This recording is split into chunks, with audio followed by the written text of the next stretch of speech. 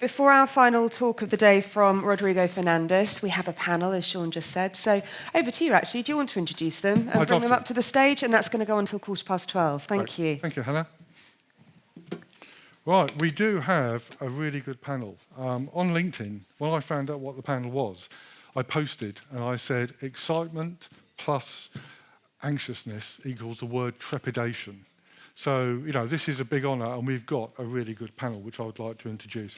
So the first person I would like to bring up, please, is Chuck Davis.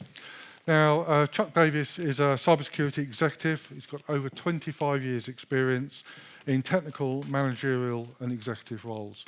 I had a chat with Chuck before. It's fascinating. He actually holds 10 patents in the United States, quite a number of the industry certifications, and he's now the Vice President of Global Information Security at Hikvision. So, welcome, please, Chuck.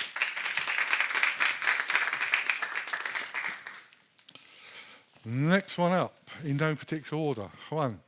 I hope I said that name right. So, Jan Sola is a computer scientist with a PhD in natural language processing, so AI, or part of AI. He has got a passion for teaching, which is really good. Previously worked as a senior data scientist in PepsiCo using machine learning methods for supply chain methods. And supply chain, I think everyone will agree, is a big topic.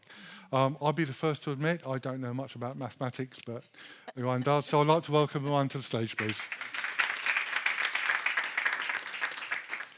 Javad, back on stage, please. What can I say? He's awesome. Please welcome Javad.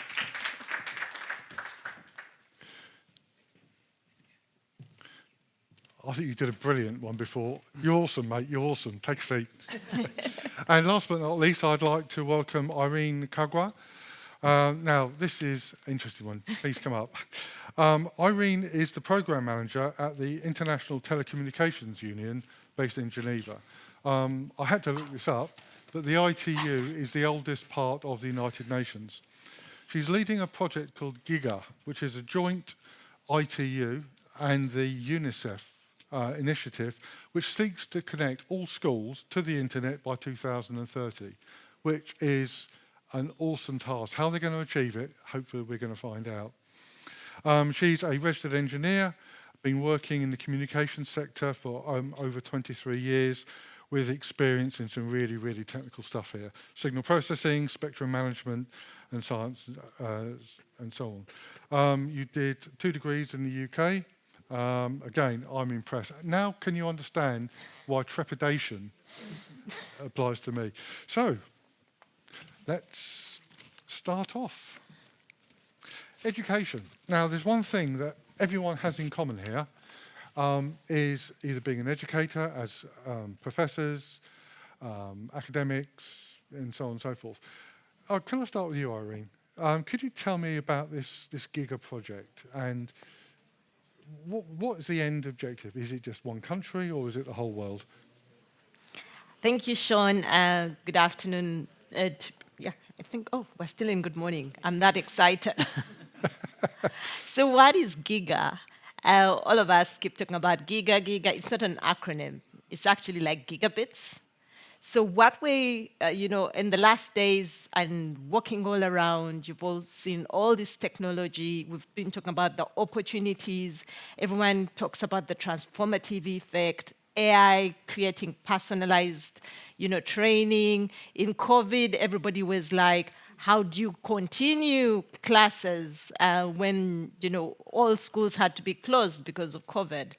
And this heightened the interest or the appreciation of we need to actually connect schools, and not connect schools only for those who can afford it, but make sure how do we bring those opportunities that ICT has brought about in education to all the children across the world. And the reason why Sean says it's a daunting task, because it may be easy for you to think, my school probably has a computer and it's just easy to just link up.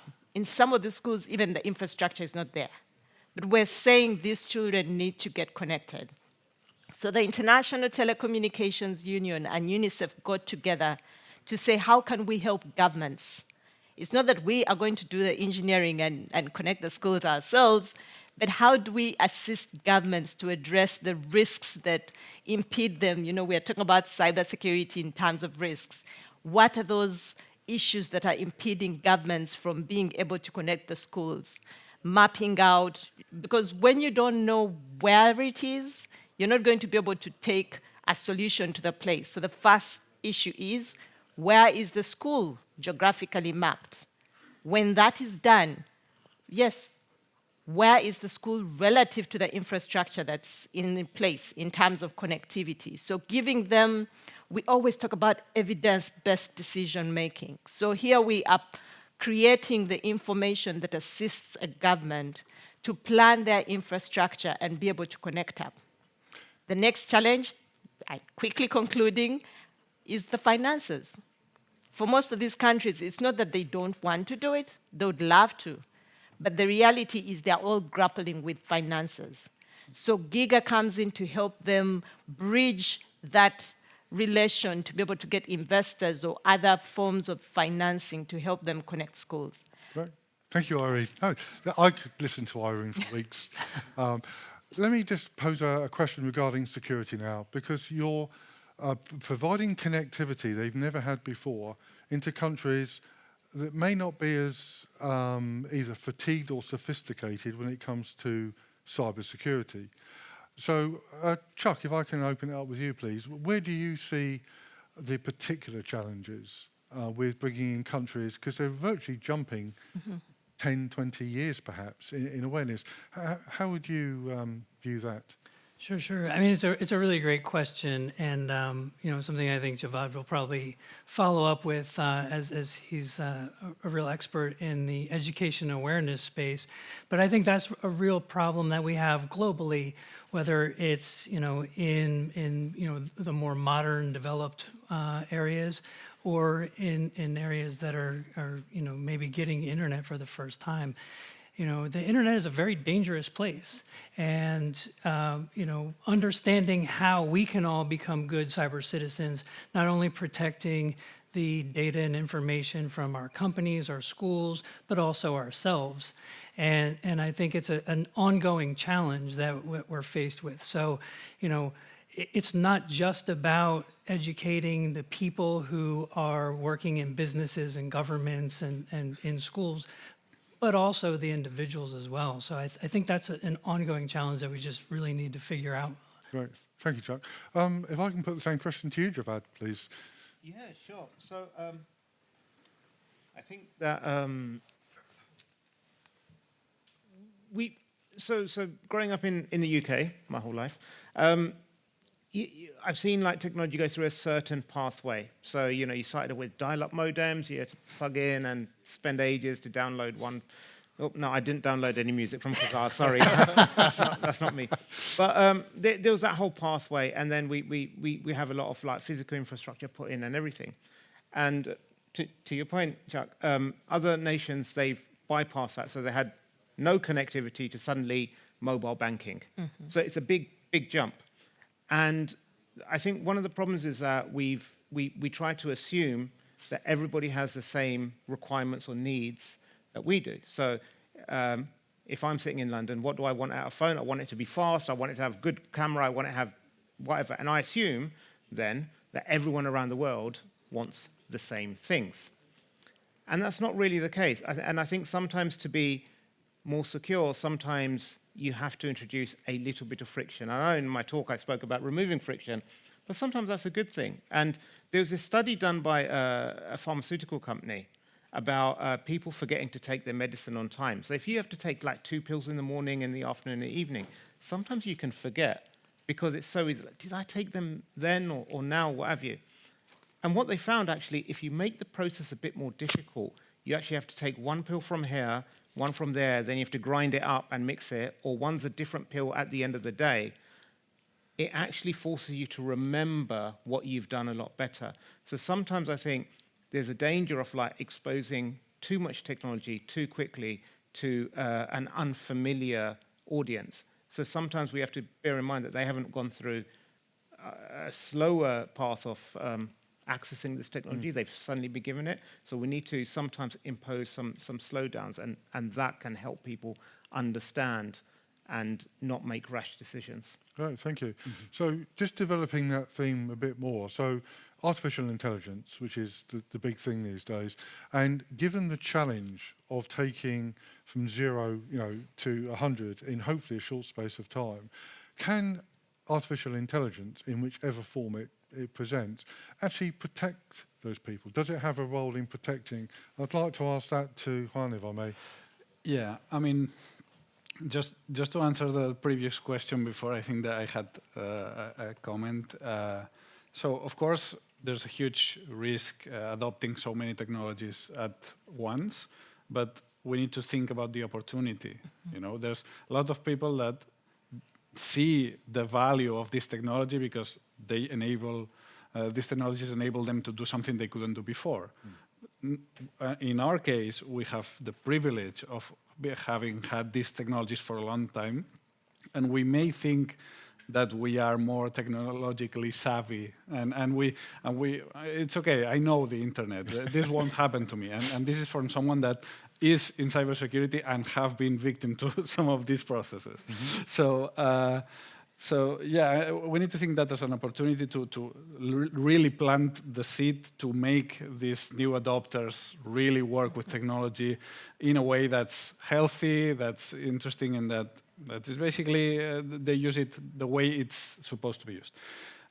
In terms of artificial intelligence, I mean, artificial intelligence can do many things, and sure, it can help with providing targeted content for specific people to make them understand how to work with technology on security, but it also poses some extra risks that we probably will cover in upcoming questions. So yes, I do think it can help creating content targeted to specific needs of people.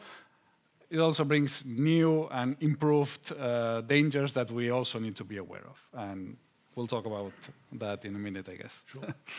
And Irene, you mentioned at the beginning, a lot of it is about funding from the organisations themselves, as from the governments perhaps of the country. Is that something that your project lobbies or funds? Good question. So between the two of the entities, it's not that we have this pot of funds. What we do is look at how can we support the countries to leverage some of the already options that they have. For example, the Universal Service Fund. Many countries already have one. That's supposed to be like a gap intervention between the commercial and the desired social economic objectives. But we also foster, for example, we have what we call the DII, the Digital Infrastructure Investment Initiative. So this brought together the 6 continental development finance institutions from the different areas. And they were happy to sit together with also other private sector and other players to come up with how can we raise investment for to realize the digital investment that is required for connectivity.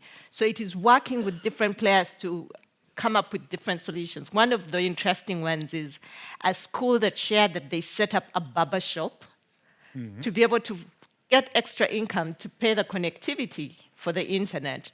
So coming up with this, a repository of all these innovative forms of financing, whether it's a PPP, whether it's the development finance, or whether it's another willing country going to support another, is what we really try to make sure we have a basket of. Right, thank you, Irene. So if you take that tension of financing, which is always going to be there, and the needs, of giving the people that have this education access to the internet, and you said it's the Wild West, where should we start this training? In terms of, is it as a child, is it as an adult, should it be government, private? Juan, can I ask you for an opinion on that, please? Yeah, I mean, when should it start is a good question. It's like, the thing that I don't really know when it should start, but it never should stop. Because because that's like the point. As I said before, we think we know. I mean, I know the internet. This won't happen to me. But then new thing comes up. Everyone throws themselves at it. Let's bring the generative AI, because I will at some point, so let's do it now. This has been such a huge revolution that everyone is just throwing themselves at the opportunity of using this. This is basically because it's a really cool technology. Everyone sees the use cases, and everyone just throws themselves at it. The problem is, every time we get a new toy, new dangers arise. Yep. And the bad guys get smarter, and you need to get smarter with them. Otherwise, you'll fall in one of these stages. So yeah, you should start when you first start with dealing with technology. You need to start knowing the risks, and you need to evolve as you get to more different types of technology. So it should be an ever-evolving process, I think. Irene, you wanted to say Yes. something? Yeah. You know, I always point out that when it's a bicycle, you put a bicycle there and a curious kid will figure it out. Technology is not like that. You somehow need to be guided. And when most of us, I'm sure around here, were introduced to the days of coding, I always tell people, first were in the ancient days of where you'd say, I'm a C programmer. And these days, people, everything is like, who's coding? And you look at young kids coding. So going to your question of when should we start? It's when you introduce that technology. If you're introducing the technology to the child, at that point, we need to come up. And I liked what, Javed highlighted earlier in terms of it doesn't, and you spoke to that as well, it doesn't have to be the IT type script on cybersecurity training, and this is how it's done. Interactive, easy to wait. So the same way we're teaching them how to start using the gadgets and everything, we need to, at that point, start telling them how to use it responsibly and safeguard themselves. And just picking up on that before I come on to Chuck and Javad. So you mentioned, someone mentioned that if you have something new, the best part of marketing is to create a need, and the sales go out and sell it to you. So you make up your mind, I want this new thing, whizzy bang bang, that you really want it. And people say, yeah, but what about the costs? And what about I'll sort it out. So it's that desire to get the technology which will override common sense. Javad, do you have any views on how we can tackle that? Yeah, no, I think Irene's absolutely bang on. Like, as soon as someone gets exposed to that technology, you need to start making them aware. But I think, again, we should work on, especially with young kids, work on building frameworks in their mind. It's a bit like, say, when you teach people to cross the road, when you teach your kids to cross the road, it's like stop, look, listen, both ways, and then when it's safe, you cross. You don't take them to every single road and explain the differences between the roads. You don't explain that this is a good road or bad road. You explain the framework, and once they understand that, hopefully then whenever they get to any road in the world, they should be able to cross it safely. And that's what we see with technology. It's just like, don't speak to strangers or don't take sweets from strangers in a park. We tell them when they're young age, we need to install the same framework online, because people aren't targeting kids for bad intentions just through WhatsApp or Messenger. They're interacting with them on games. So using the chat function in like their favorite online game, or meeting them on Minecraft or what have you. So these are the things that we need to bear in mind, and these are the sort of like core frameworks. And as technology, we all become part of this there's a digital self or stuff out there. We're just as connected online at all times as we are in person, if not more in some cases. We need to just instill those good behaviors from that young age. So regardless of how the technology changes, they have a framework and a moral compass as to what they should or shouldn't be doing. Thank you, Javad. Charles, you're a professor and you teach at several universities. So far we've been talking about younger children, perhaps, where we can make a difference, by example or frameworks.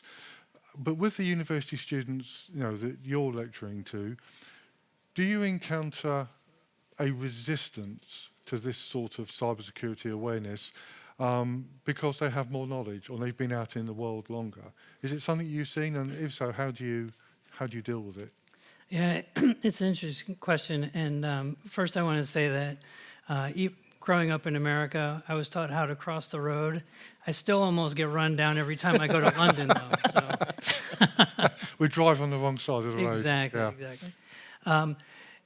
No, what I've found over the years with university students is, first of all, I'm always blown away by, the mindset, the creativity, and inspired by the way that students think. Having worked in cybersecurity for more than 25 years, I'm an old guy, and, I've maneuvered through the modem days and all the way up, just like pretty much everybody here on this panel. So it's refreshing to see the mindset. But what we've seen over the years is, I feel like there's somewhat of less technical mindset and more thinking, much more largely at problems, right? You think about, 20 years ago. You may have been a programmer, systems administrator, very technical roles. Now with this dawn of AI and natural language, recognition and all of that, you don't even need to know how to use a keyboard. Right? You can actually interact with computers and the internet with just your voice, right? And it's remarkable and incredible. So in some ways, I feel like I'm almost the one who's falling behind, right? Because, we've got students who think much differently than me because they've grown up in this era where they're just surrounded and encompassed by technology. Thank you. And that's an interesting point because older techniques are often used, against modern problems. If you go back, I'll give you an example. I was working in South Africa a couple of years ago, and we were doing a network audit, pen test. And I found a box of old floppy disks, and there was a couple of interns, very bright, interns from the university. I said, "What, you lot," to the older ones, "what's this?" And he was like, "I don't know." I'd never seen one before. So those technologies or those media devices are still used, especially in industrial settings where the technology is 30, 40, 50 years old, which is really surprising. So how do we cope with failure? Because we're all going to fail. The attacker only has to be lucky once. Defenders have to be lucky all the time. How do you find when there is an incident, people take it? Does it destroy their confidence in the previous learning, or do they learn from it, or what? Javad?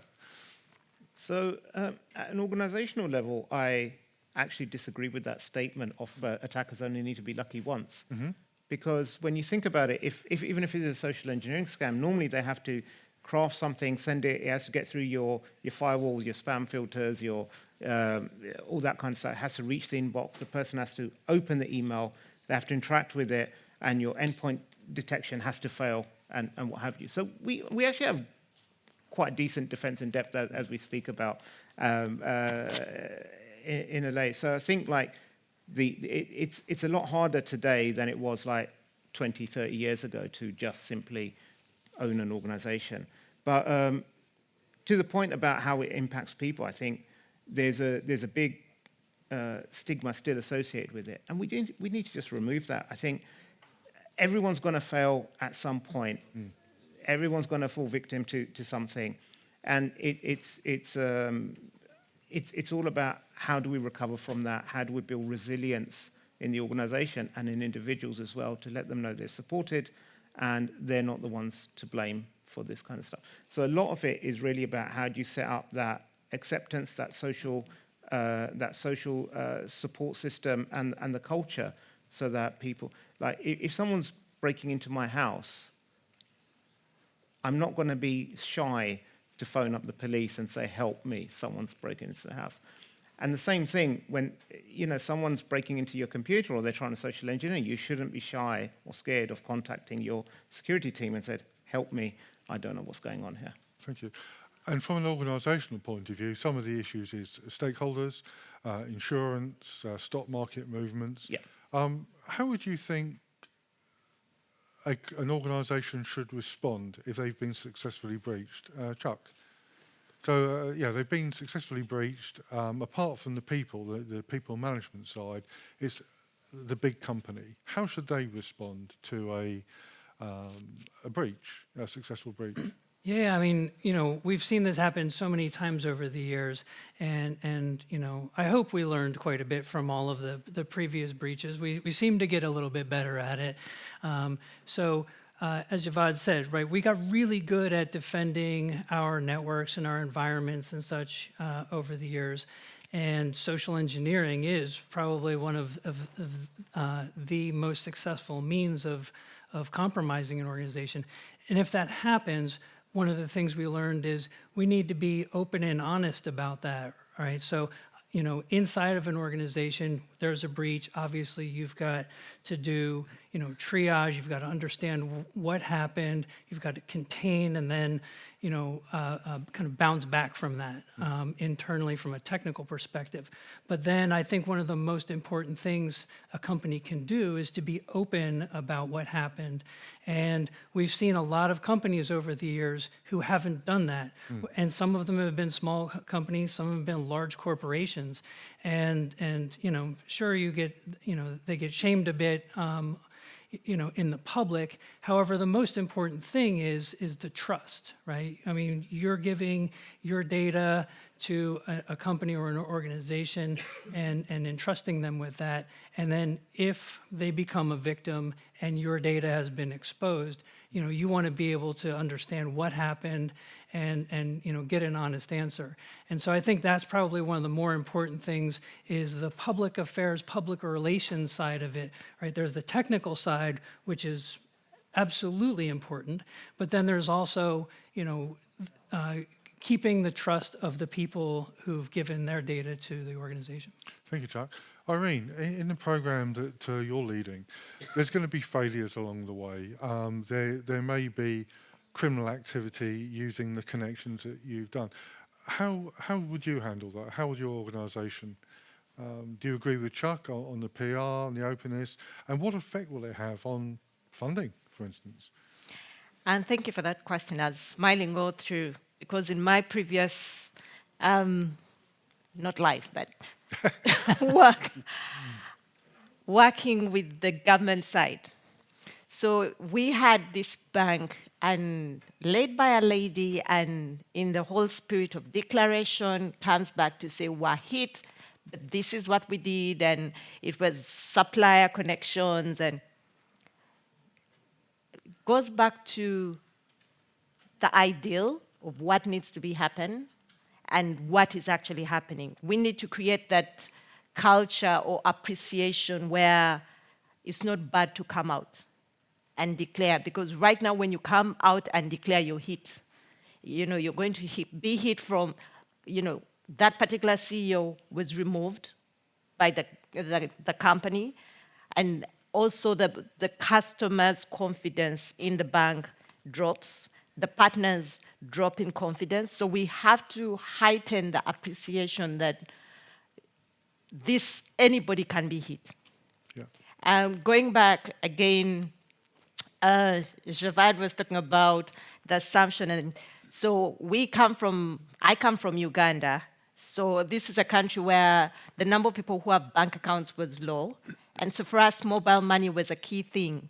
And it was picking up because people were excited, so I can pay, suddenly I can transact, I can do all this e-commerce. Then we had a lot of those social engineering come in. And we noticed that the rates of utilization of mobile money went low because suddenly people had lost confidence in the service. And they were easier to say, it's safer for me to have my money, count it, even if I have to keep spraying the moth to keep it clean, I will be sure my money is safe than using mobile money. So this is the reality. Now, when we come to the schools, it's going to be an issue of the parents complaining, you have exposed our children. The government saying, now you are bringing this technology that is putting the children at risk. So it's having all stakeholders have an increase, and not that we all need to be geeks or cybersecurity experts, but increasing the commonality of appreciation of this can happen to anyone. It can happen to the best of countries. It can happen, so it's not about, it's because you're poor, it's because you're vulnerable, it's because you're weak. It is that as soon as you're connected to the internet, you can be hit. And what is important is how you recover and move forward. Thank you. No, I totally agree. Artificial intelligence. Now, there's a reported global shortage of cybersecurity professionals. Yeah. People like us that do it day in, day in for a living. And that's not going to get any better anytime soon. 3.5 million people. And even the new people coming out, skilled, qualified, don't have the experience. So in your field of AI, how could it fill in the gap short term for the situation that perhaps Irene's mentioned, countering the criticism from governments and stakeholders and so on, to businesses and awareness? How can you see that develop? Yeah, that's it's a real challenge because I mean, artificial intelligence is enabling a lot of people to work on in many things they definitely are not necessarily super experts on, but that's sort of a solution and a problem on itself, right? It's like, imagine you're like 20 years ago when I was studying my degree, I mean, I had to learn the coding. I didn't have the tools to like, I mean, I had barely manuals and so on, Nowadays, it's way easier. You have like this generative AI that helps you code, but this sort of creates a need, a dependency. So the people that really need to know these things, suddenly they think maybe it's not as necessary, So it's a bit of an endless loop that we need to bridge somehow. And of course, AI can help us in specific use cases, but we need to be able to understand what it is for, what can enable, but I really need to learn from experience and just be exposed to situations that make me really learn how to internalize all of these concepts. Otherwise, if we create this dependency and make it deeper than it should be, I mean, that is not solving the problem, and probably it's making it worse. So you raise a very good point. I read a quote many years ago about ancient civilizations, about worshipping the sun. And there was a saying, I think it was from Peru, that what people don't understand, they worship. So they trust. Yeah. And that endless loop I think you've just touched on. I don't understand AI. I know what it is, and I'm a cybersecurity professional, but I have no idea, of the complexities. So would I trust it? Maybe not. I'm cynical, so is Javad. But, we're getting to a point now. We've got 7 minutes left. So what I'd like to do, if we all agree, is just to open up to the audience to ask questions. And please don't be shy, okay? These are fascinating people. So any questions from the audience, please? We have a microphone, I think, that will be handed round. If we have one. It's difficult to see you because of the lights here, so either wave your arms or... Any questions, please? I think this topic has been great. Education, AI, business risk, it's all here. So please, ask some questions. Or if you have questions for Javad from his presentation or from myself. Sorry, Irene. Yes, as the audience thinks up on the questions, I wanted to pick up where Juan left off on AI. From a government point of view, for us, it has, and again carrying over from the other side, the advance of AI is exciting in terms of all the opportunities, but now it's more work in terms of the cybersecurity experts, because as your presentation speaking about the trust aspects earlier, you have someone who believes anything is on the internet, it is correct. AI has made that worse. I hear the voice, that is so-and-so's voice. I can see the face. That's what that person looks like. So that video, you're now having to explain further that that is not real. Stop instinct. How do you manage the whole Finland approach? And going back, that yes, AI can help create the interesting, awareness campaigns that we talked about. AI can help on the network side to, do the monitoring, where in the olden days you had to, have all these techniques of looking for denial of service attacks and the like, now you're using AI to track and do monitoring to see there may be a potential attack. Why is there suddenly too much traffic going to that terminal? So it's a typical double-edged sword, and how we use it is really the important thing. Yeah, he's taking it to a new level. Chuck? And I think it kind of circles back to your original point, right? Which is that, most of us have had, decades worth of experience in cyber attacks, right? Most of us know if you get an email with an attachment, an EXE attachment, you're not going to double click on that. But somebody who's new to the internet won't know that. We take it for granted that we've got decades worth of experience and knowledge that a lot of people who are new to the internet won't have. And so I think it just comes full circle to your point, Irene, where you've got this technology that's being placed into the hands, this very powerful technology. And was it Spider-Man's? With great power comes great responsibility, right? And I think that's really underscored here.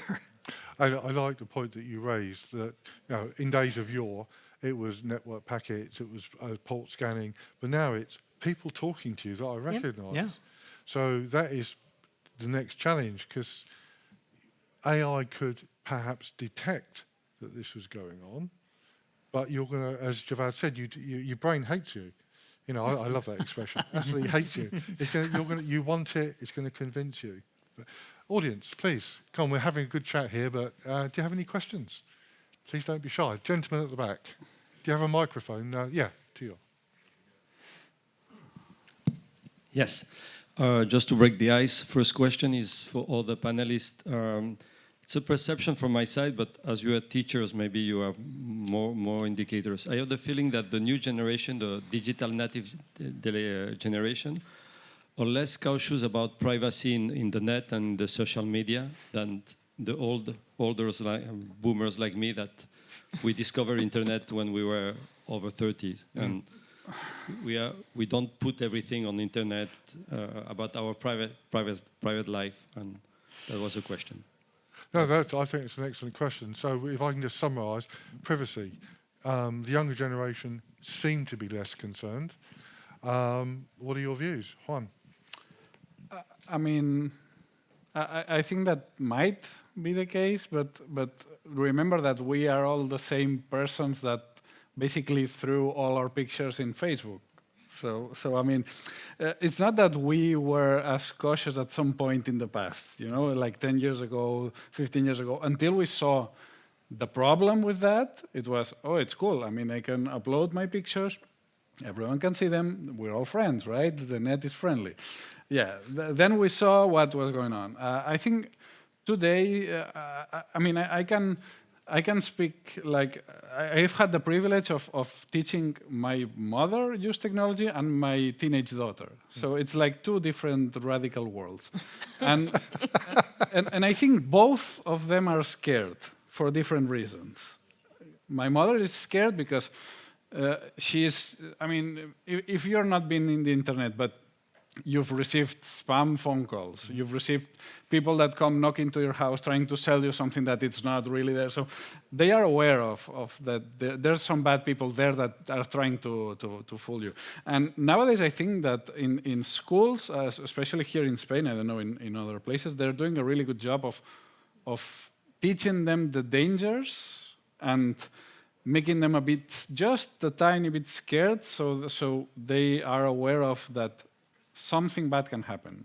So at least I think they have this awareness that maybe 5-10 years ago wasn't there. So at least there's improvement. I don't know if they're more, because they're native, they're more fluid and they just worry less. I don't really know. I have a really small data sample, which is my daughter, and she's fine, but to be honest, me and my wife work in cybersecurity, so probably not.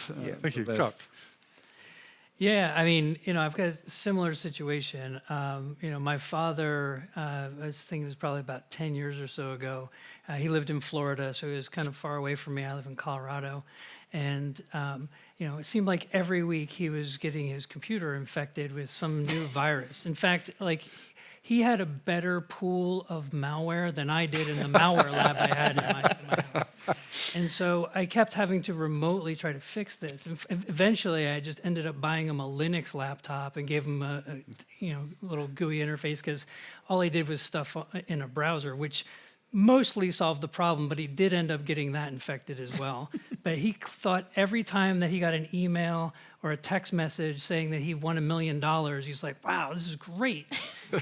So that's a real challenge, right? Because this is a mindset where anything's possible, and the internet could bring about great wealth and wonder. But it never did, right? And we know from social engineering and phishing that people are constantly targeting us. And I think the younger generation understands that a bit more. However, from a privacy perspective, kind of honing a bit more in on the question is, I feel like a lot of people look to social media as their way of sharing their life with their friends and their families, and I think that's great. However, I remember kind of the earlier days in social media. I remember Facebook back when you had to have an .edu address to get onto it.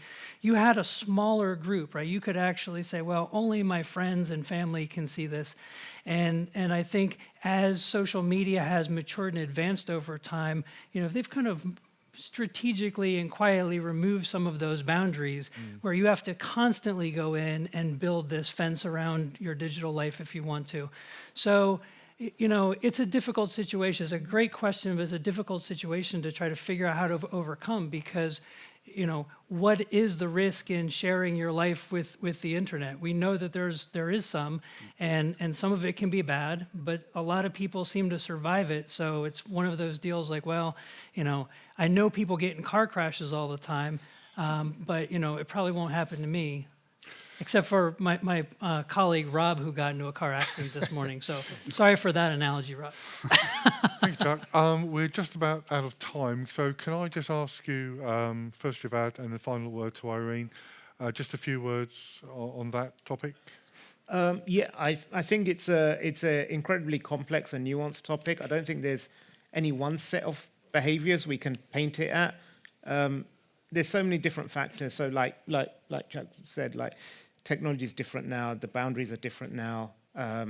There's a lot of good, I think, has come from people sharing a lot of their stuff. So for example, there's new generation of people who are a lot more open in sharing mental health issues compared to Gen Xer here, who was grown up on Arnie and Sylvester Stallone movies, and feelings don't count. So I think there's a lot of good from there. Also, I blame people like Mr. Beast. You've got kids growing up thinking they want to become an influencer because that's a valid lifestyle choice, and there's money available. And then you have people looking at if I sell pictures of my feet, I can make $1 million, and then I don't have to work for the rest of my life. So I think there's a lot of factors that play into why people share and why people get into it. I don't think it's as simple as just a generational divide. I think the technology has just evolved, and the opportunities have evolved, and the world we're living in today is just a little bit different. Thank you, Javad, and I'm sorry to keep you short on this, Irene. Just a few final words, please. Yes, I think Javad really knifed it there for me to say the technology has enabled them. And going back to what Juan shared in terms of what is being done, I always remember when we were younger, mothers all do this, the easiest way to teach a child is don't touch, by making them touch and feel how hot it is. So it goes to what you spoke to earlier in terms of channeling and creating those opportunities where they get to know the consequences in a safe corner. I think that's what now we all need to work on. Safe, very interesting stuff. I'm sure we're just getting started. Oh, we are. Thank you for listening. I've gone slightly over time. If you have any questions afterwards, I'm sure I certainly myself will take emails or LinkedIn connections, which I really like. I'm sure the others will too, or we'll be around for a short time afterwards. But thank you for listening, and I hope you found it instructive. Thank you. Thank you.